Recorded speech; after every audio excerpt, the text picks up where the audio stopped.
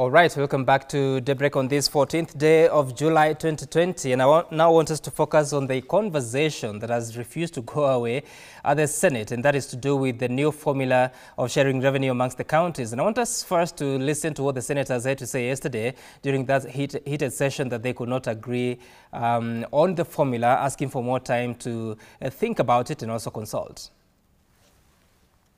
Those principles, at the end of the day, we must be sure that whatever we are passing, we have complied with the principles which are set up in the Constitution. And the baseline is that it must be equitable and it must be fair. Politics of do and die, do or die, Madam Speaker. Someone once said, politics of do or die does not guarantee who does and who dies, Madam Speaker. And because of that, let us not create this narrative of losers and winners. The winners must be the people of Kenya. The winners must be the devolution. The formula that has been suggested by the committee is extremely divisive. Even if my county is benefiting, it is ridiculous to see that the other counties are losing colossal amount of resources. At a time that there is no formula anywhere for cushioning them, there is no way of protecting these counties. Once we adjourn, please take time, you look at various options. You look at various parameters. For instance, there is the issue concerning the commencement date. I have seen some are proposing we commence immediately. Others are proposing we give it, let's say, 1 year or 2 years. The reason we must consult and do so soberly is because we are about to destroy the country. Madam Speaker, I say so because the consequences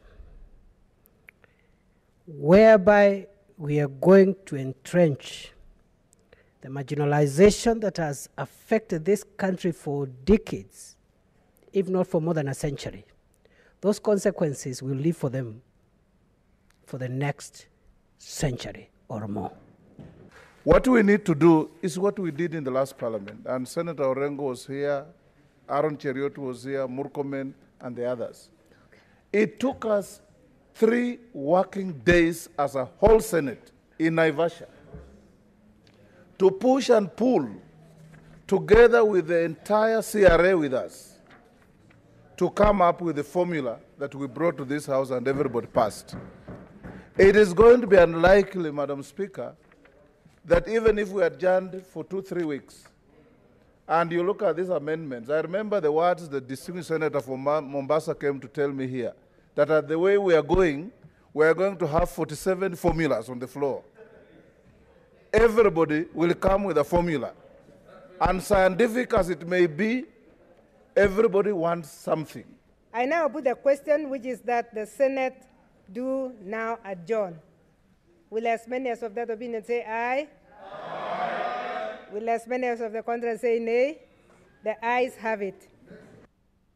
All right, so those are excerpts of the conversation yesterday at the Senate, but let's take a look at the numbers because there's a new report that came from the Finance and Budget Committee that has different figures from what we've been using. And if you take a look at your screen, it would indicate that Marsabit is just about to lose up to 2 billion shillings, Wajir 2 billion shillings, Mandera 1.9 billion shillings, Garissa 1.6 billion shillings, Mombasa 1.4 billion shillings, Tana River 1.3 billion shillings, and Kilifi 1 billion shillings.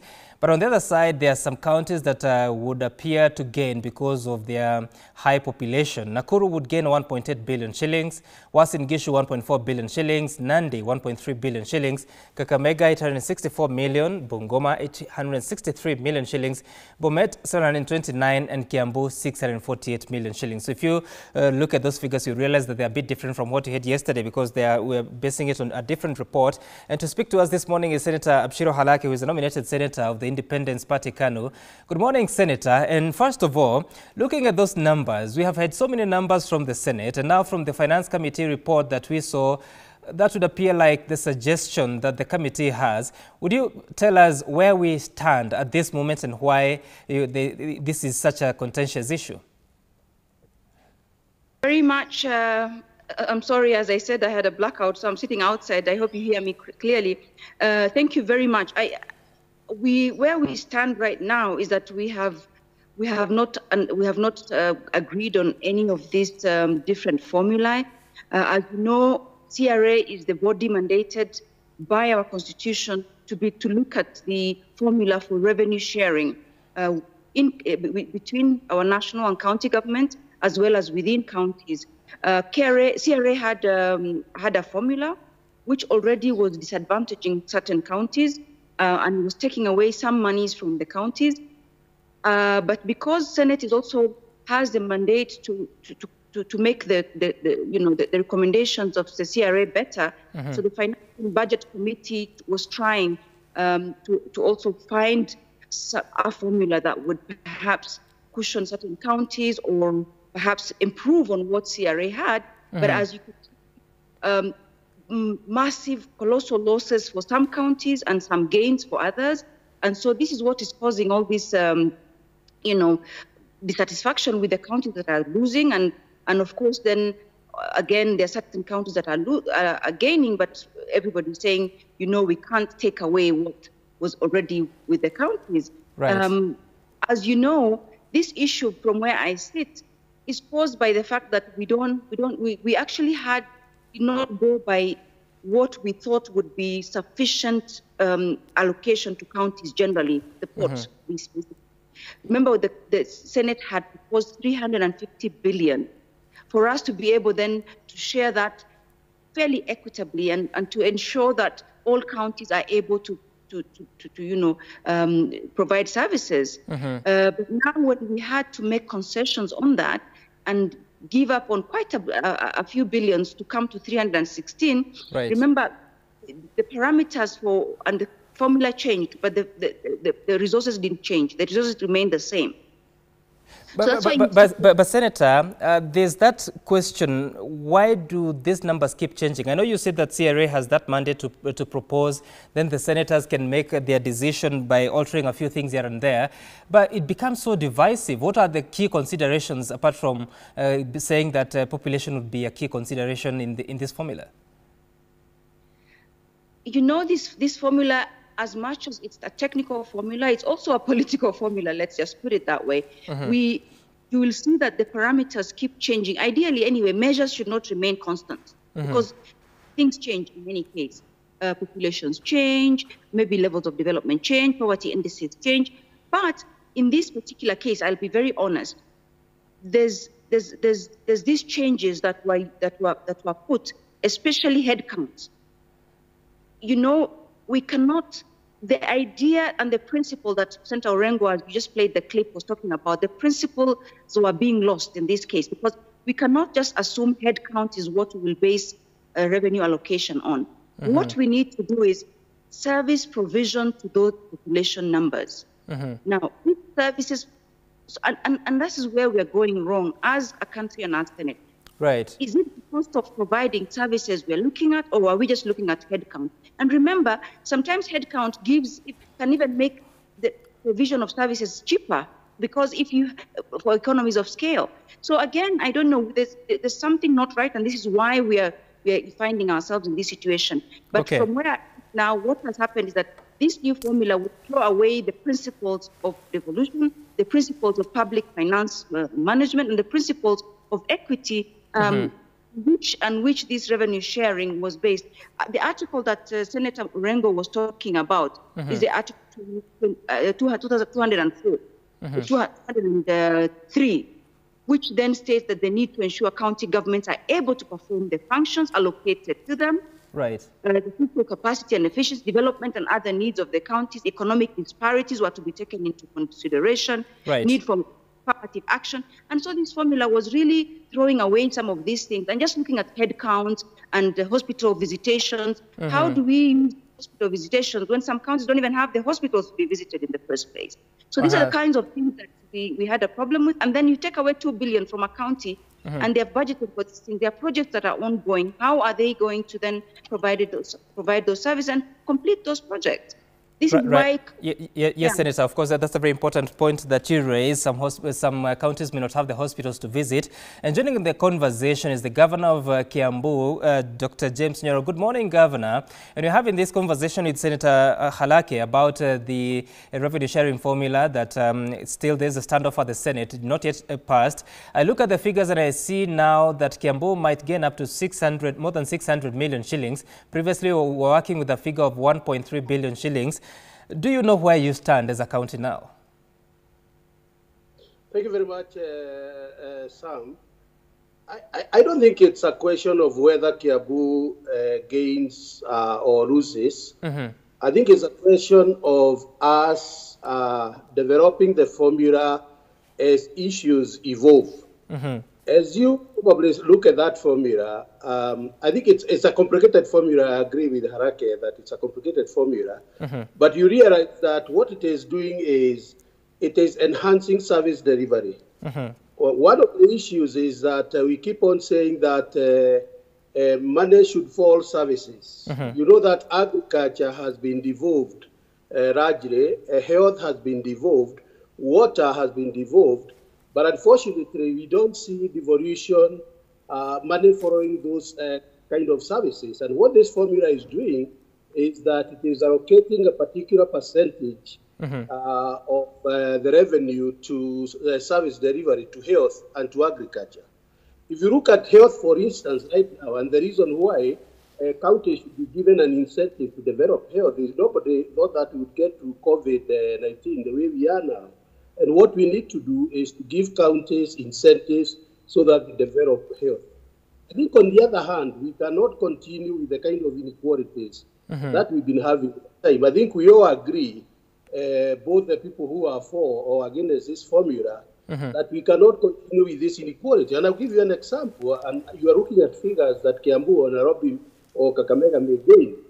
If you look at the current formula, you realize that there are some counties that are having per capita allocation of 24,000. So if you get all the money and divide by the population, each one of them will take home 24,000. If you look at a county like Kiambu, we will take home 3,800, which means counties have money actually to give a bursary to almost everybody, every student in the population, whereas other counties do not even have money to buy drugs. Right. So right now, I think what we should be looking at is how do we increase that equality. The other thing that this formula is doing, and actually, if you look at those figures, what you are saying is that one county is getting 8 times what the other county is getting, and we all appreciate that counties are at different stages of development. Right. But the other thing that this formula is doing is to give incentives on fiscal responsibility. It's also giving incentives on revenue correction. Things that we yes, Governor, that's okay. Allow me to cut you short because, yes, fiscal effort and prudence would appear to attract a combined total of 2% from the formula that has been proposed by the Finance and Budget Committee. But I want to ask you this question. How do you ensure fairness so that a county that has, like Mandera, that is expected to lose up to 2 billion shillings, how do you ensure that, yes, you put the parameters you're talking about, but at the same time you don't disadvantage them in the programs that they have been undertaking over the past 7 years? I think the problem, I would say, Sam, is that we are looking at only one side of the coin. What we should encourage, and I agree with Harake, is that first of all, we should add more money to counties. So we should add money to the extent that no county actually loses. Because I do agree that there are some counties that may be having programs today. So if you drop their budget by 2 billion, then what does that mean? So we are only looking at one formula, which is the formula to allocate resources within the counties.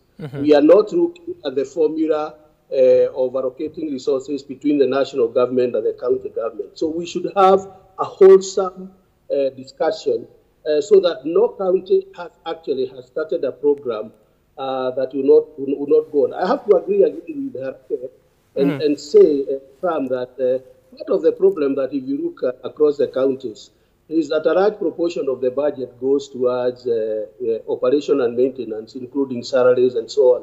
So even the money we are talking about, some of it could be committed already. So I think for me, let's look at the formula of distribution between the national government and the county government, but also within counties. All right, Governor. And of course, Senator Halake, the law allows the counties to get at least 15% of the last audited ordinary revenues.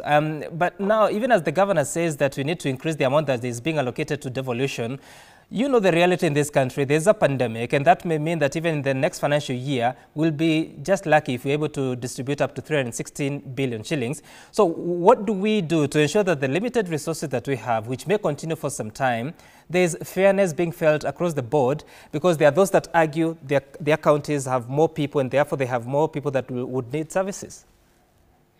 Absolutely, Sam. Thank you very much. You know, I agree with my friend Governor Nyoro, but one thing I need to point out, you know, he pointed out things like, you know, per capita allocation. Sam, this is assuming that we are going to use, that we are all at the same level, and that the money that comes from the national government, from the revenue allocation, is going to be shared across the board for the same issue, for the same things. So again, these are apples and oranges. You see, when you talk about per capita, there are certain counties that only source of resource is the revenue shared in this formula. They sometimes even don't have an opportunity for collecting. You know, there's also opportunity for collecting, you know, revenues from other sources, for instance. It has been said, for instance, Nairobi has opportunity to collect 60 billion outside of this revenue allocated, you know, from other sources. You know, be it, you know, business permits, be it all this, because remember, our 60% of our GDP and our businesses are here. So they have more opportunity to collect that. And therefore, we cannot just assume that the per capita is the division per, you know, of across the population only on the revenue that is shared. Again, there are counties that don't have an opportunity at all for collecting this. But that said, yes, I know Governor said that this formula is going to enhance services, but going to enhance services for who? For only the people in certain counties, and disadvantage and take away even the little services that have been there for other counties. So again, we need to, as Kenyans, look at ourselves as Kenyans first, because we really, you know, some of these counties that are losing 2 billion, including my county, Isiolo, losing 1 billion, and we only get 4 billion to begin with. Yes, it might be said the population is not that big, but to access that population and provide services, it becomes very difficult.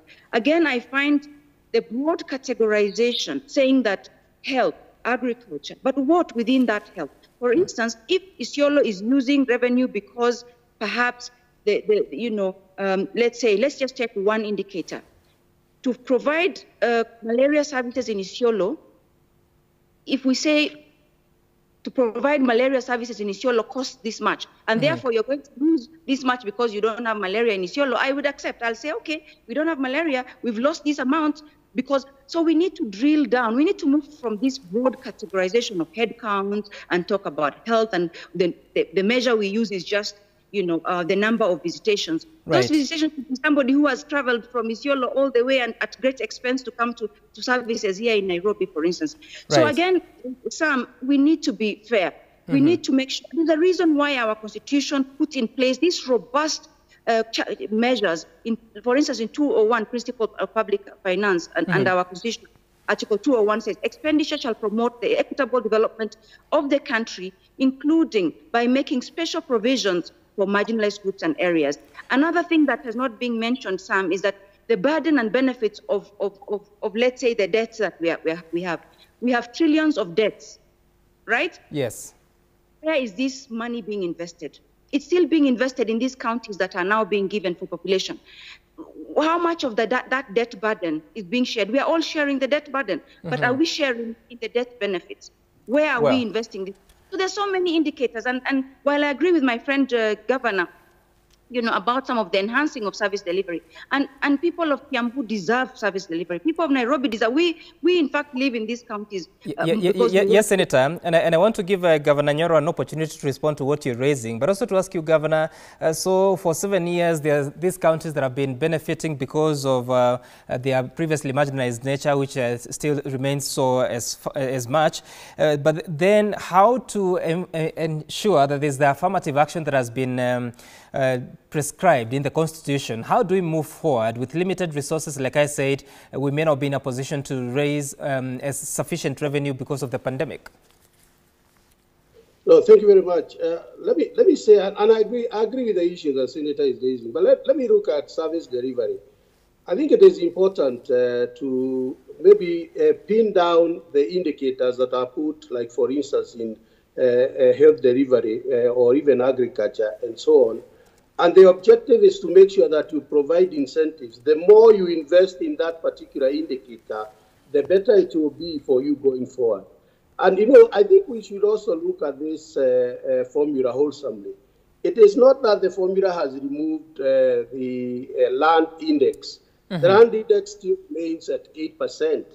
And therefore, counties with smaller land area like in Kiambu, they will still continue to be disadvantaged. Mm-hmm. The formula still maintains the population. So it's not like it has moved and it is just looking at service delivery. But, I think what we need to do is, and I also take it what the Senator has said about the debt. Let's also say that Kenyans have been very good at sharing the cake, but they have not been good at all at baking the cake. And I don't want to go to that discussion and talk about the per capita contribution or GDP contribution of counties like Kiambu and others, because honestly, if you are generating so much, then you should be given incentives to continue. But Dr. Nyoro, don't you think that would be selfish? Because if you say that some counties have not been good at baking the cake, it's because of the structural marginalization that has affected them over the years. No. I was coming to the issue of the debt, because you said that that the counties that took part of that debt are counties that are being allocated more money. But I'm saying that part of probably the debt, which I don't agree with entirely, probably come in the baking of this cake. I think we should all look at that and give incentives there. But I think what we need to do is to look at these things piece by piece and say, can we continue with the kind of inequalities that we are talking about? I don't hear you and I don't hear Senator Harake talk about the inequality on whether somebody in Kiambu should continue to get 3,800, whereas somebody in Isiolo or Marsabit would get 17 or 24,000 shillings. There's still an inequality factor there. And the question you have asked is then what we do to bridge this gap. Mm-hmm. I want to tell you, and this is probably a discussion we want to get into, let's get a per dollar allocation by development partners. Mm-hmm. And let's look at the counties that are getting per dollar allocation or per capita allocation by development partners. And you realize Kiambu is zero. We get almost minimal support from development partners. Okay. They are in arid and semi-arid areas, they are in other areas. So, but obviously, Dr. Nyoro, that's a fair point. But of course, there would be reasons why you're not receiving that donor support because of the poverty index, as well as those other counties like Isiolo County would have more needs. And as we wind up on this conversation, Senator Harake, so now we know that the Senate is back in the House today. You've made several attempts to conclude on this conversation. What's your bet? Are we going to have a final answer today? Actually, the idea was not to have it today, the idea was not actually to have it today, because today we will continue with our normal business. Mm-hmm. We are going to look at all the different formulae that, as you heard that there might be 47 formula. Yes, I also ran to my car and made my own formula. But so today we're actually going to have to look at this more holistically. We're going to look at this very soberly. We are going to, and I agree, Kiambu is Kenya, so is Northern Kenya. Mm-hmm. So we all deserve to be treated equally. We all deserve to be provided services. And it's not true that people in Isiolo get 17,000 and it's not money that we put in our pockets. That 17,000 that he has calculated across the board would probably go into building that hospital, which they already have, building that road, which they already have, building that connectivity. We don't have energy. If you look at the census, the connectivity grid to the grid for Isiolo County was about less than 10%. So when you talk about service provision, it must be contextualized to show that for us, we won't even start giving that services to the people of Isiolo. We'll start by building, first of all, the bridge, the connectivity, the what anyway. So that's for another day. So we're going to look at all these things. We're going to look at every single indicator. We're going to look at the formula, all its components, and see, are these fair indicators, and how can we make them better? All right. And this is what we're going to. So today, you don't expect us to actually deal with that today. We're going to have to deal with it with more time allocated. All right. Thank you so much, Senator Abshiro Halaki, as well as Governor Dr. James Nyoro of Kiambu County for joining us on this conversation. And it continues because there are different considerations until that day that we have a formula that will guide how revenue will be shared amongst the 47 counties. So up next, we will be speaking to Dr. Lois Ombajo, who is the head of Infectious Diseases Unit at the Kenyatta National Hospital and also a lecturer at the University of Nairobi. We have that conversation after the break.